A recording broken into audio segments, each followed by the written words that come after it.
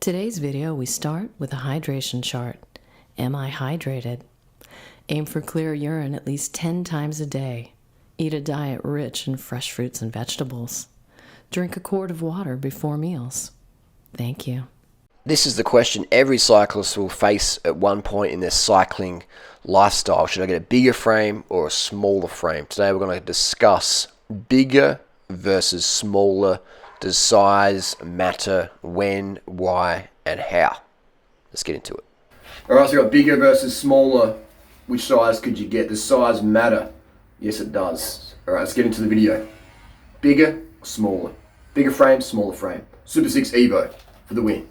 This 764, so this is a 50. So 50 centimeter BB. Peppy's purring around. Here we go. Cat jump. This is a 50 centimeter.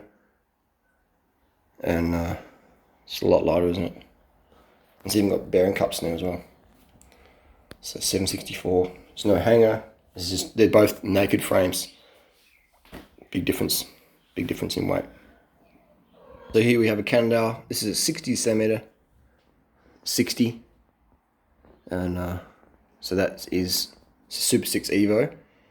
And we are 185. So Super 6 Evo, 185. Let's go weigh.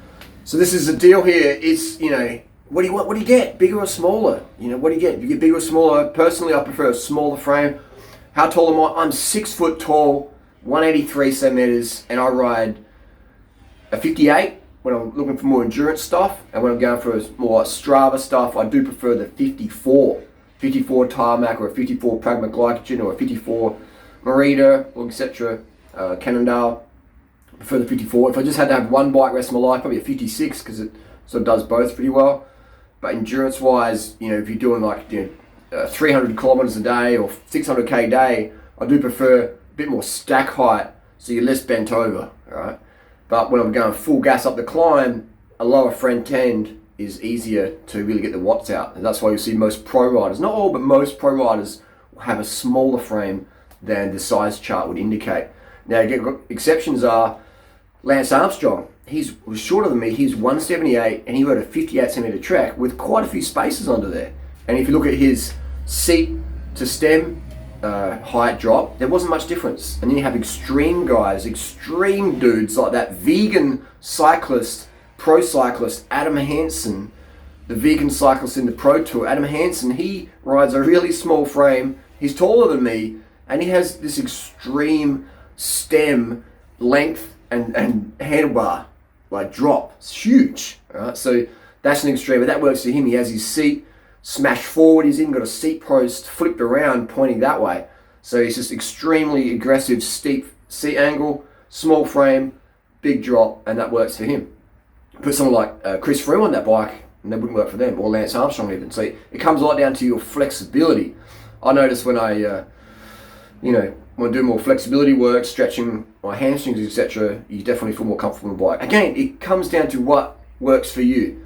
You don't want to copy your favorite pro rider because it looks cool on Instagram or whatever. I have my stem slammed, but that's for more shorter efforts and Strava stuff. And if I was going to go, when I've ridden across Australia, which I've done that before, Perth, the Indy Pack course via Byron Bay up to the tip of Cape York, I had a pretty sort of high stem. I remember back, it was 2002, I did the Adelaide to Perth leg, and it had like a quill stem in there, and I could bring it up, so it was really cool. Less pressure on the hands. So it depends, again, what sort of riding you're doing. If you're doing a lot of long stuff or weekly mileage, you're probably going to find a really slam position isn't the best for you. But again, it's individual. It's individual.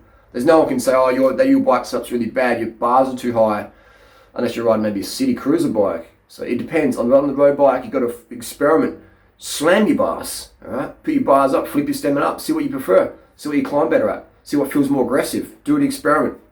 But please, when you have a carbon fork, get one of those long steerer plugs in there, like a 10 mil Colnago steerer plug in there.